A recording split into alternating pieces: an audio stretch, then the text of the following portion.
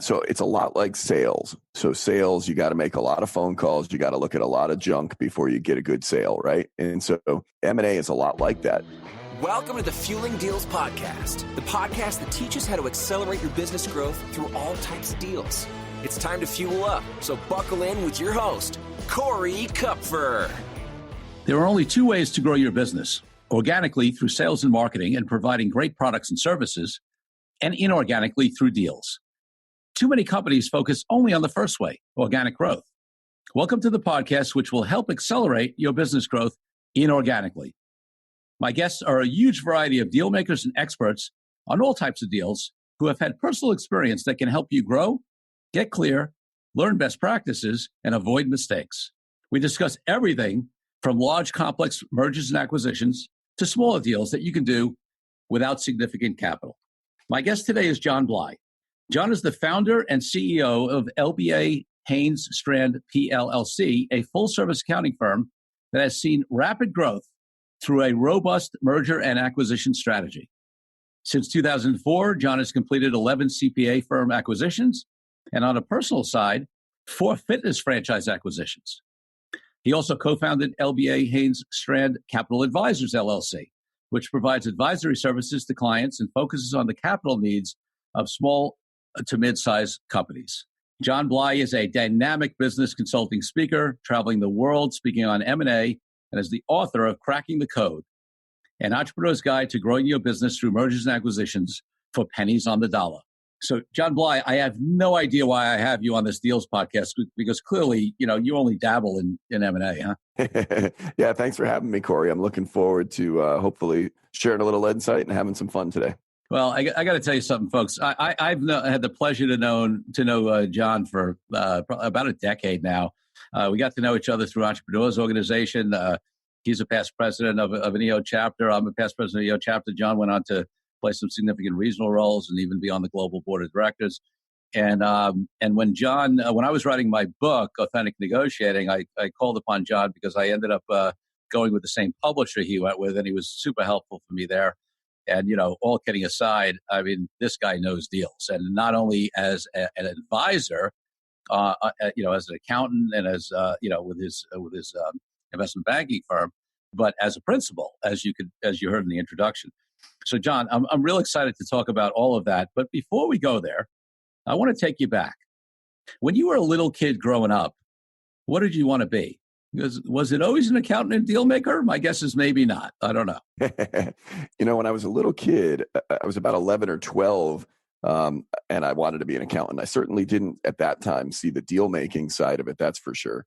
But I did want to be an accountant. My father was a CPA, or is a CPA, just inactive. And my cousin is a principal at E&Y, Ernst & Young, one of the big four. And so they're both obviously older than I am, and watching them go through the profession, I really thought it was interesting. Especially, I got started doing debits and credits at a young age, to having a paper route, and that really turned me on to accounting. I love it. So I don't know if the paper route's going to be your answer, but my second question that I always ask is, what was your first real business, however you define that? Yeah, that's a good question. The paper route might qualify as that, because in those days you had to pay the paper whether you collected or not. So you had to actually do the billing. You had to go collect the money, and every week the paper required you pay them, no matter whether you were paid or not. And so you were really a self-employed contractor, if you will. And ironically, I started out with 40 papers, 40 houses, and I grew it to about 500 houses, and I had that for about 7 years. Oh, that's great. And listen, for the listeners out there, let's just say John and I are of an age where, there wasn't something called the internet and online billing where the companies could do this. so they had to have the little kids collecting the money. That's right. That is absolutely correct. I love it. So just give us a couple of minutes. I mean, I know there's so much that you do, and we're going to delve into it, especially on the deal side. But just give us a couple of minutes on what the accounting firm does, and what for clients, and what LBA Haynes Strand Capital Advisors does as well. Sure. So on the accounting firm side of things, our core focus is the privately held small to mid-sized company, and for us that typically means a $2 to $50 million company, we have lots of clients who are smaller, and we have clients that are larger than that. But when we look at like what our biggest differentiators are, they're in that space. And the things that we do, of course, we do business and individual tax as part of that, but we also do business valuation, exit strategy design. We do outsourcing, so we can be in a company's entire accounting function behind the scenes. So we go anywhere from bookkeeper to tax to accounting manager to controller to CFO. We have all of those in-house, and so we can play that role for any one of our clients. And then we also do audited financials and advisory work, helping people, increase their profitability through some business consulting and coaching. On the capital advisor side, we do only M&A and debt work. And so we're looking at capital raise, debt refinance work. So people who have, traditional bank lending, let's say, but are stuck, they need some growth capital, or they need a different banking financial institution to help them partner to grow. And then we do buy side and sell side contingent fee work. So we are literally, creating deals. Sometimes we're representing buyers and we create a market for them to go buy, something they're looking for. And other times we're helping a seller exit their business. That's great, John. So there are so many places we can go because you have so much experience in this, and we could talk about how you value deals. You have experience not only as a principal, but also on behalf of other people. We talk about valuation, we talk about structure. But I want to go to a place that to me is the core of why I'm doing this podcast, which is, my assertion that most businesses focus only on organic growth, and that there are all of these opportunities out there for inorganic growth that so many businesses don't take advantage of. So, although there's been a decent amount of deal work and consolidation and acquisitions in the accounting space, it's mainly been the big guys, right? What used to be the big, what was 8, and then it was like 4, right? And quite, but a firm, listen, your firm has grown, it's become substantial, but, when you started, you were like a lot of other, local, successful, but, local accounting firms. And you went down a path that most accounting firms, not to mention other service providers, professional service firms, and other types of companies don't do, which is you made a conscious decision to grow through acquisition. So what I want to talk about is less the deal structure at this point, but really what had you make that decision, and what basically had you take a different path than what most others do, and why don't others, more other companies do this? Yeah, sure. So, I started my career at PricewaterhouseCoopers, which is a large accounting firm, one of the big 4 that you mentioned a minute ago. And leaving there and starting from scratch seemed intimidating. And so I found out, ironically, in the back of, again, almost pre-internet, although it was pre-Google. It was certainly, the internet was long in existence. It was pre-Google, though. There was in the back of the Journal of Accountancy, our trade magazine for the profession, was a listing for accounting firms. And I thought, oh my goodness, people sell accounting firms? That concept was sort of foreign to me. I was in my early 20s and at a big firm. And, at the big 4, you didn't even know the other firm's names. So if they weren't the big 4, they weren't anybody. That was sort of the mentality.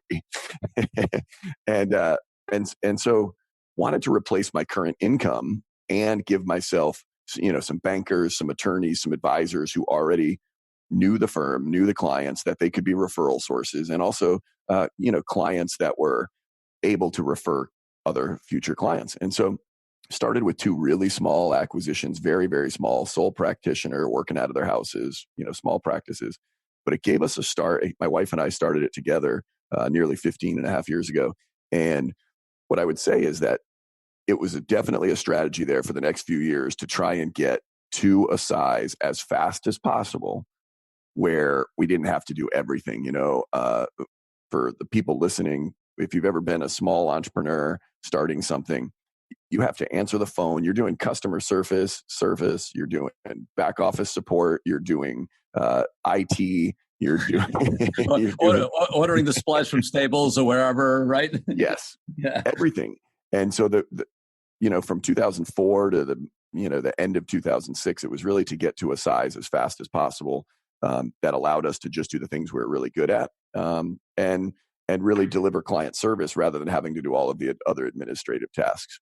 And that was really the precipice for the starting of that acquisition run. So let me ask you, on those that early acquisition or 2, the first 1 or 2 that you did, Talk to me about those deals. So were those deals were those succession deals where you were taking over practice, somebody was phasing out? Were those deals where the people stayed on and you became partners, or what were those first couple of deals like?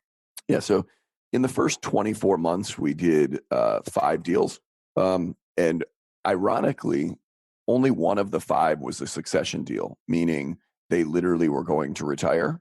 The other 4 were all career changes for them. They were sick of running their own show in the public accounting space and went out to do something else. They either went to be a contract CFO, or they went, actually, ironically, into the M&A business and became, a business broker and investment banker. And so that was really the interesting. None of them became partners at that time, and they really all just wanted to do something different or totally retire. So on those deals, did they stay on for a period of time? Was there a consulting arrangement for transition? How did you handle that part of it? Yeah, each one of them, the first 5, each one of them, I will say, basically left on day one. Although that's not 100% accurate. They had a 60-day, 90-day consulting agreement where they stayed on to help with transition as needed. So they didn't have to come to the office from 8 to 5. I certainly didn't need them, 40 hours a week, but hey, you got to come meet with the, top 10 clients this week that I'm meeting with and make the introduction and, hand over the relationship, if you will. And so that was really the precipice and the starting point for how we transitioned, because none of them really wanted to stay in the business and they weren't going on to be competitors. They were doing something totally different. We didn't feel the need to necessarily, keep them around. But we did keep, in 2 of the deals, they had a significant amount of employees, and we kept all the employees, and that helped transition the business. Great. And it's interesting because I've known you for a while, but I don't know the answer to this. So but I'm going to take a chance here. So is my guess correct that, it wasn't like you had a huge chunk of money that sitting around that you just paid these guys up front for these deals? That is very fair. I was about 25 when I started this run, and 25, 26, and I had no money really. I mean, I don't come from a wealthy family, and I didn't have some big windfall. I may have started this whole thing with 50 or 75,000 saved. So it was not a big number. It was a rounding error in the grand scheme of things. I did luck out, though. I will say we did some owner financing for sure, where we paid them over a few years. We also did. They were small enough that we did some SBA loans for some of these as well, and paid them, anywhere from 70 to 90% upfront through bank funding. And the rest we paid out over a 5-year payout. That's good. And one of the reasons I wanted to point that out is because it's easy. It would be easy for us to jump to the larger deals that you've done later, and the deals you do on the investment banking side, and some of the deals you do in supporting clients. But again, one of my premises here is that anybody can do deals, right? It's just So I love the fact that we're talking to you, who is now phenomenally successful and has grown this thing. But you were 25 years old with minimal capital, and you did 5 deals in 24 months. So that's a real lesson for our Fueling Deals listeners out there. If you think that any misconception that you need capital, need more experience, you're too young or whatever, John Bly blows that out of the water. So take that as a lesson. Corey, it's interesting. I think for your listeners, the lesson I learned, and that I continue to help clients learn, and that I'm sure you're going to continue to help your podcast listeners with, is exactly that. It's almost so intimidating for people. They think, if I got to buy $1 million company, I need $1 million in cash, and that's just not accurate. That's right. Especially in service businesses, right? I mean, listen, if you buy in a manufacturing company that has hard assets of millions of dollars, and even in that case, there's sometimes other structures you can use, but there's more chance that there's more money that has to go up front. But in service-based deals, there's often so much more flexibility. I would totally agree. It is absolutely accurate. All right, so let's keep moving. So as you go forward, you start doing bigger deals, right? So talk about some of those and the differences that come up, whether it's in just finding them, getting them done, or structuring them, with the larger deals you did later on versus the smaller deals you did in the beginning. Yeah, as we went along, some of them ended up becoming partners. To your point earlier about it wasn't a succession plan for them. Over the last 6 or 7 years, more of them have been about trying to get to be part of a bigger organization. We're now 80 people across 3 offices. And there's other firms who will contact us to say, we'd like to offer more of the advisory. We're sick of running our own firm. Maybe we do $1 million or $2 million or whatever the number might be. And, we have 10 people or 15 people, but we're having trouble growing. We're having trouble layering 3 or 4 more people on top of that. It takes capital. It takes hiring. I just can't do it all. And so a lot of times these days, people are coming to us to say, can we plug our clients and our systems into yours and use all your support and use all your team and your partnership and really be able to grow from there. So before I have you give us some wisdom on the things you've done right in these deals, talk to us about because listen, I anybody who does as many deals as you do, no matter how good you are at it, has had some missteps, some things that have gone wrong, some things you didn't anticipate, or mistakes, or lessons learned. So I'd love for you to share a couple of those before we tell people how to do it right. Isn't that the truth, though? and most times people learn from mistakes maybe better than they can from what somebody's done right. So one thing for sure, back in 2006, it was our 5th transaction at the end of our 24-month period. And the first 4 were as perfect as they could be, meaning the seller was very amenable to everything. We got along really well. No client issues, perfect. So you're like, I know how to do this. I got this. This is easy, right? Yes, exactly right. And we got to number 5, and it is definitely the most unique of all of the ones, and it changed the trajectory of the type of diligence we did. Before, we did a lot of people diligence. We did a lot of financial diligence, legal diligence, that sort of work. We never really checked the quality of the CPA, if that makes sense. So CPA is a CPA in my mind back then, right? Again, young and dumb, and coming from the Big Four, I felt like every CPA was a CPA. And what we found was we got in there, we closed in 2006, and we took us about 30 days to get our arms around, what we were doing and what the clients were like, and have discussions with the seller, et cetera. And we found a backlog of stuff. They had basically checked out the last 7 months, and we found an IRS notice, and that turned into 2, turned into 3. And eventually, when we finished uncovering the pile, there was 110 IRS notices for clients that hadn't been resolved. Wow. Yeah. And so that was really interesting. That was in December of 2006, and our team worked around the clock because now the clients are in jeopardy. They think the ex-owner has solved this problem for them. They thought they were already taken care of, and the reality was they hadn't touched them. And so we had to dig deep, and we had to work really hard in December, which is normally a slow month for the accounting profession. And we can't bill these clients for this work, right? I mean, this is stuff they already thought was solved. These are notices. We're coming in. We're the new people. Now, all of a sudden, we're going to bill them to solve these problems that were created. And so it was a lesson that continued to be learned throughout that next busy season through about April of 2007, as we had a whole bunch of transactions within our client base, let's just say, that definitely caused significant red flags, things that are absolutely black and white and against the IRS code time after time, as we were looking through tax returns and advising clients on stuff that had been done in the past. And so it was definitely a learning experience to do diligence specific to, are they really actually doing quality work, or is this person, just sort of checking the box, if you will. So let's tie that lesson into deal structure. So going back on that deal, and also practicalities, right? So, what that makes me think as a lawyer, and what I talk to people about in terms of deal structure is, hey, you do your due diligence up front, but the truth is, no matter how much due diligence you do, you can reduce the chance of there being a problem, but you can never totally eliminate it. So then the question is, not only, I won't get into the legal details of what kind of representations and warranties you get and how you can breach them, but so there's that. But then there's also practical, like how much money do you have on the back end of the deal? And can that be,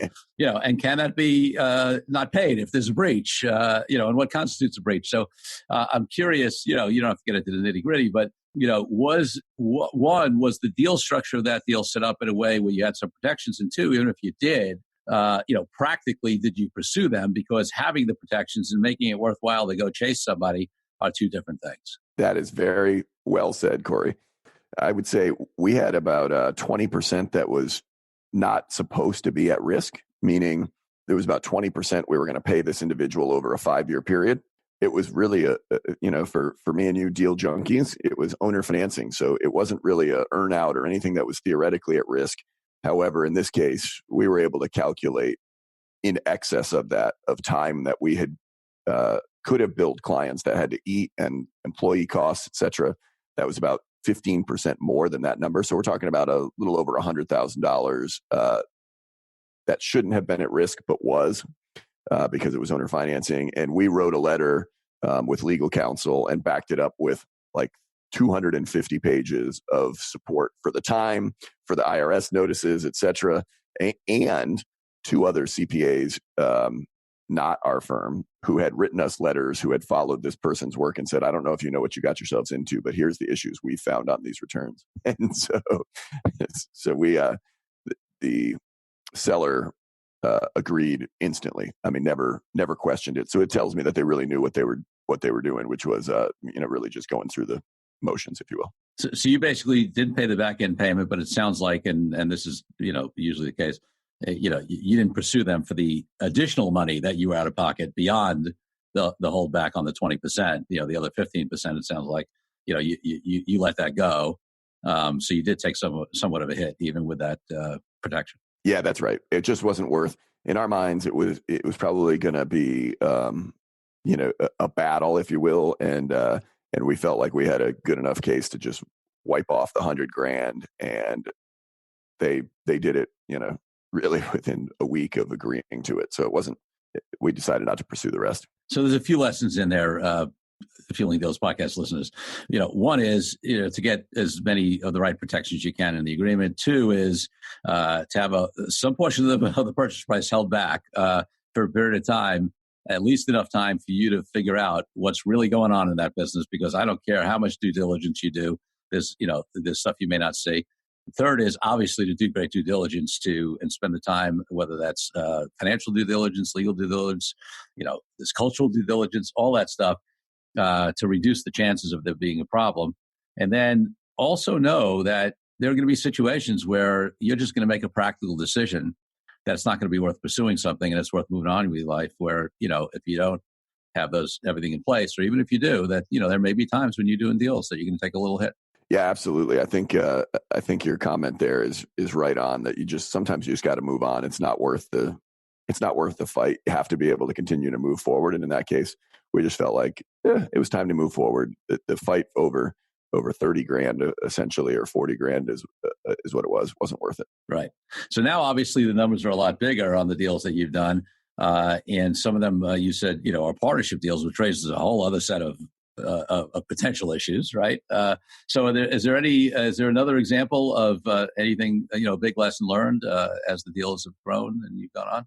Yeah, so I would say we did a deal a handful of years ago that really was an overnight deal. I mean, I don't mean that in some sort of funny way, but I mean it happened really rapidly.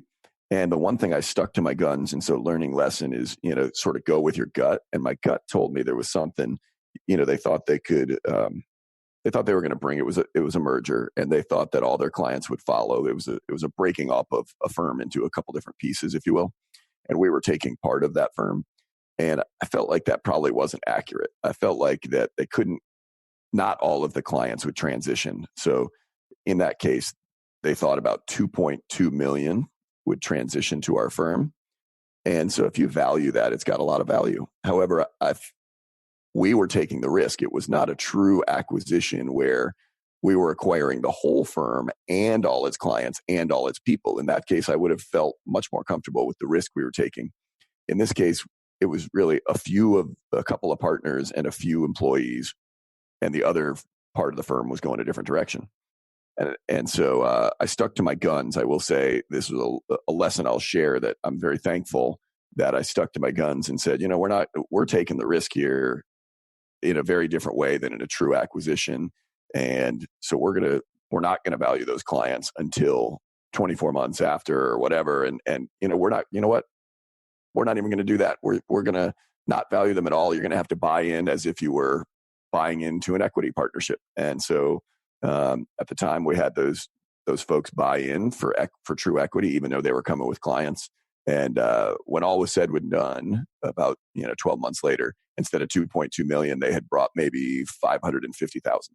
Wow, that's you're not talking about 2 million instead of 2.2. That's a big difference, 500,000 versus 2.2. Yes. And so the lesson learned there is sometimes you just got to stick with your gut, and when the risk is different than a regular transaction. And this was definitely different.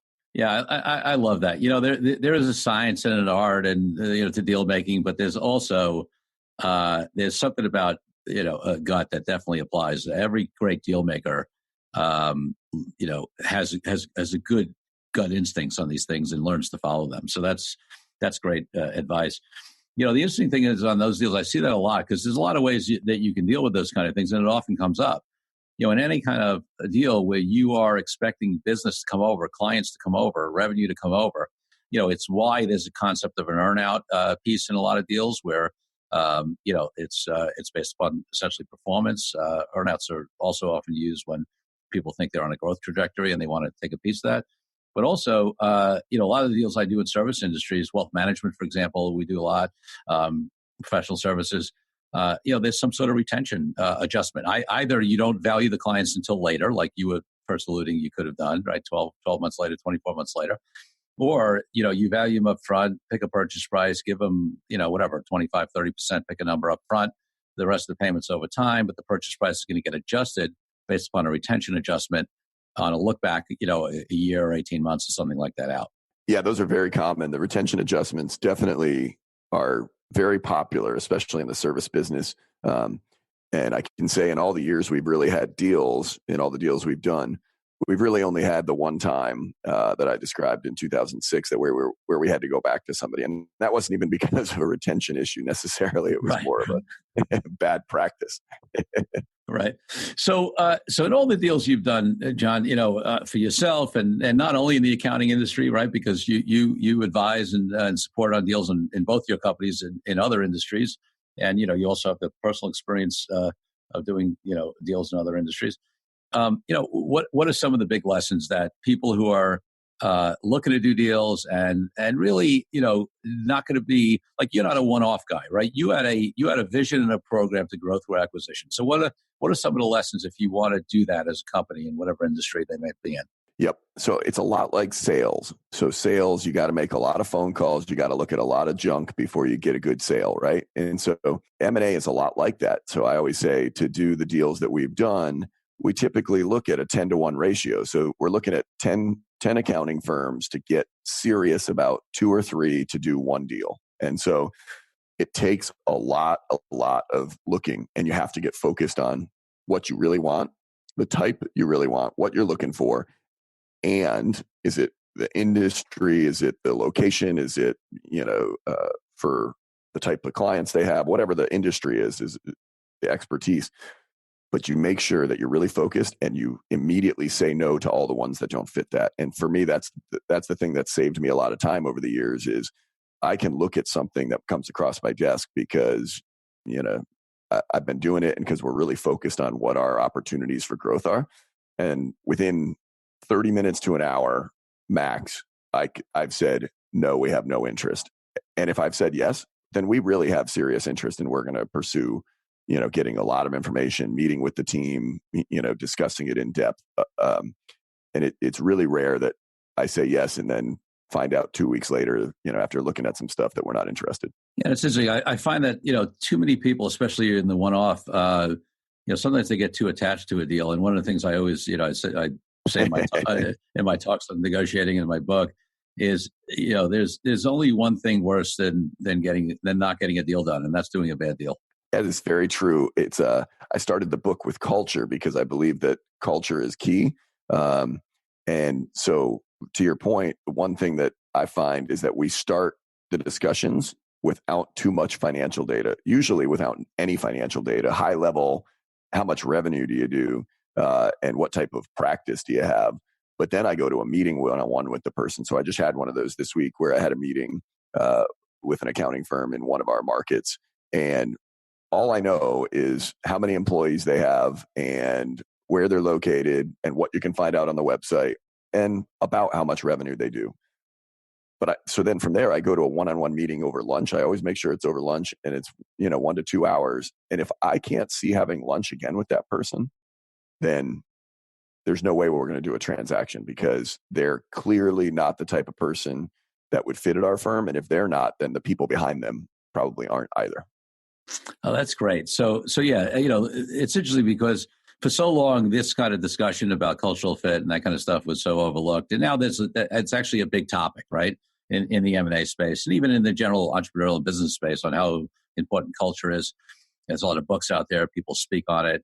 But even with that, frankly, I think too often people overlook it. So let's delve into that a little bit more, right? So, the first thing you're doing is you're sitting down with a particular principal or principals at lunch. And, that much more for me, at least initially, is just really more of a personality, conversation. Who are they, right? But then it gets expanded to the culture of an organization. So can you talk a little bit more about how you sort of determine that and make sure it's a fit? Yeah. So I will start typically in those situations. And Corey and I both come from a similar background, being an entrepreneur's organization. And I find that I try to be the one who goes first. And so I try to be transparent. I try to be upfront, and I try to experience share on our firm. And so I'll talk about revenue. I'll talk about our partnership agreement. I'll talk about, where we're headed, the growth potential, why we're interested in this firm, what we see as a potential fit. And so I may do the first 10 or 15 minutes of talking, obviously not straight, but just to share ideas so that they feel comfortable. When it's their turn to share and I ask a couple questions, and I'm not asking for how much money they make. I'm asking for do you do estate tax planning, or do you do, where do you get your referrals from, or how much is your client base, or how much have you been growing, or whatever? What are your pain points? If their answers are very short, one-word answers, they're not a fit. I mean, I've already determined, forget it. We are a very open culture. We have a firm-wide meeting every 4 months at our firm, and we share firm financials. We share the direction of the firm. It's a 1-hour call with the leadership team, sharing with all 75 or 80 of us on a Zoom call. And so if they're going to be, sort of playing it close to the vest in a meeting after I've just shared a whole bunch of stuff, then it tells me a lot about the type of person they are and the type of firm they run. Yeah, that's crucial. And listen, there's so many aspects of that, right? I mean, yeah, are you open book? Are you not? Are you open door? Or are you not? How do you resolve conflict? What's is it an eat what you kill kind of firm, or is it a partnership firm where there are other factors taken into account on how you split up the money? I mean, we can go on, right? There are a lot of factors here, right? Yes. Yeah. And then as we get past that, and I feel like they're a little bit comfortable and okay, there is some potential here in those discussions, then it's, to your point, what you just said. Then you start asking questions about how they run their business. Do they run it as an open door? Do they, there are still firms who require that everybody do their work in the office from 8 a.m. till 6 p.m. and you can't leave. And that's just not who we are. Right. As Corey read my introduction, I'm on the global board of directors for Entrepreneurs Organization, which means I travel 8 to 12 weeks a year. I am still working. I promise you that I'm still working when I'm traveling. It just means that I might be doing it from, my last stop was Amsterdam in the Netherlands. I had to be there 2 weeks ago. I'm still working. But there are firms who just don't believe in that. And so that wouldn't be a fit as an example. Or somebody who has ran into a firm 2 months ago who still has mandatory Saturdays from 8 to 4. Like you literally have to be there 8 to 4. In today's, is it the 80s? I don't know. I don't know how they can recruit. For an example, I don't know how they can recruit Gen X or millennials because, right. I mean, these people have children. Every activity is on a Saturday. So you're telling me they can't go to their kids' activity because it's mandatory Saturdays from January through April? That's crazy. Yeah, I thought, it's really interesting. So, John, there's so much we could talk about, and I could have you back another 10 times because there's a million aspects of this you understand. But I just have a couple more questions. So, one is, obviously, when you moved into the investment banking side, that's a different business. You were familiar with it from your own experience and from, the accounting and firm, and I'm sure you dealt with many investment banking firms there. But listen, we all know as entrepreneurs, any new business we start, no matter what we think from the outside and what we think we know and we don't know, we find out and learn a lot of stuff. So what have you learned? What has been the interesting lessons about even about M&A, which you were so involved in a different way, from looking at it and actually being involved in it as an investment banker these days as well? Yes. So Boy, the lessons we could learn on that, I could do a whole probably 2-hour podcast. so, so give us one or two big ones, and then maybe we'll have you back to delve in. Yeah. So one of them for sure is making sure that you're representing somebody who's really committed to selling or buying. And so they may be, I'm interested in selling, and they sign an engagement letter and you take them to market and nothing is what they want, even though you've already told them up front what you think it's worth, et cetera. But they're not really committed. They're sort of like just checking out the market. So that one, I can tell you, we've changed our agreement letters, engagement letters to have very specific language that puts the offer price, as an example, in the engagement letter. And it says, if we get letters of intent that satisfy within 10% this price, and you don't accept it, then you still owe us our fee, because we've done our job. Your job is to sell when we get you the right buyer. Your job is to actually sell. Our job is to find the buyer. So that's one big lesson. The other big lesson is we've started doing a lot of the clients that we have in that business come from our accounting firm. So that's really easy. We can vouch for those clients. There's people that I would do business with on the accounting side that I would never do business on the M&A side, because it's a very emotional process to sell your baby, right? And to sell your business. And I'm sure you've seen it 100 times. But the clients that aren't, the clients that are coming from outside of our accounting firm, we now have implemented, I'll say, like an ethics check. We do a little bit of a background check, again, learning by experience, because we have gotten to the closing table with a couple of clients on the M&A business that are not accounting firm clients. Everything seemed on the up and up, but then at the end, they try to stiff us for our fee. And it's, our fees are a very small number up front. It could be a $5,000 or $10,000 retainer. And then it's all on the backside. It could be an 8% success fee on a, let's say a $3 million transaction or a $5 million transaction. And they're trying to wiggle out of it at the closing table. And so now we're doing a little bit more ethical background checks on some of our opportunities that don't come from the accounting firm. Got it. So, John, before I ask the last question that I want to ask you, just give us listen, you are a wealth of information, unbelievable experience in this area, and I'm sure that our listeners are going to want to know more about all the things that you do. So what's the best place for Fueling Deals podcast listeners to find you, to look up information on you, and then also definitely say a little bit about your great book? Yeah, so email me at John Bly, B-L-Y, at lbahs.com. Website is lbahs.com. And then Cracking the Code, I wrote it specifically to help entrepreneurs be able to buy a business. There's a lot of stuff out there on sell side and how to exit business, how to build it to exit, stuff like that. But when I wrote the book about 6 years ago, there wasn't anything out there on how to buy a small to mid-sized business. And so this is it's a 3-hour read on how to, look at culture, how to look at diligence and those sorts of things. And I think it's something that people can implement. Yeah. So listen, definitely, get to know John a little more, check out his stuff, read the book. The book is great. I've read it. And listen, I'm a deal guy.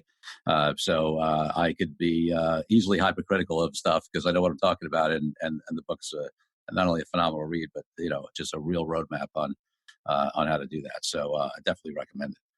So John, my final question for you is, as actually, because we know each other, authenticity is a super important value to me. There's a reason my book is called Authentic Negotiating. And for me, authenticity is not about external morals or even integrity, which obviously is important of itself, but it's more about alignment with, being self-aware and being aligned with your values and your inner truth. And, we see in the entrepreneurial world, so many people who even build companies and they have this trend, they're being driven by all this stuff. And then they're not happy, right? They haven't really, they're being driven by other people's expectations or by ego. And it comes up in deals as well.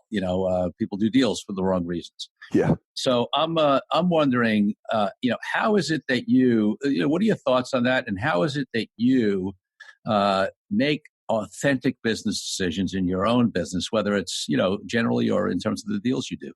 That's a good question. And we definitely see times when people make decisions for the wrong reasons and it's not within their core, if you will. For me, I've always been and have been, I think I was raised this way. So it's not something I've learned. I think it really just came from my parents.